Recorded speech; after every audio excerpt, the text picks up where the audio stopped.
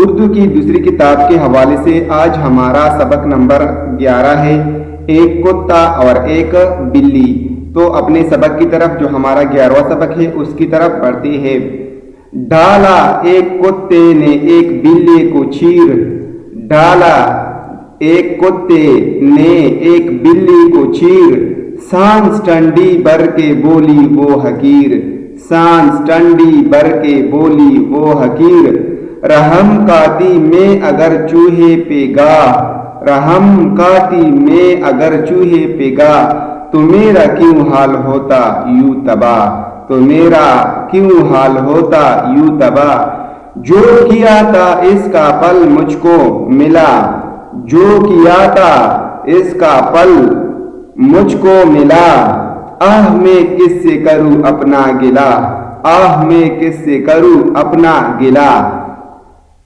ظلم کی ٹہنی کبھی پلتی نہیں، ناؤ کاغذ کی صدا چلتی نہیں، ظلم کی ٹہنی کبھی پلتی نہیں، ناؤ کاغذ کی صدا چلتی نہیں۔ یاد کرو ہجے اور معنی: حقیر کمزور، تباہ ختم ہونا، برباد ہونا، رحم دل میں نرمی پیدا کرنا، گاہ اور ظلم مطلب ظلم کا اپنا مطلب ہے اندھیرا، لیکن یہاں پہ ظلم مطلب کسی کے ساتھ بے انصافی کرنا یا کسی کے ساتھ ظلم کا سلوک کرنا۔ تو دوستو امید ہے آج کی ویڈیو آپ کو پسند آئی ہوگی۔ آج ہمارا سبق نمبر 11 تھا، ایک کتا اور ایک بلی۔ کتے نے ایک بلی کو چیر ڈالا تو وہ بلی آہ بھر کے بولی، اگر میں ایک چوہے پہ ترس کھاتی تو آج میرا یوں حال نہ ہوتا،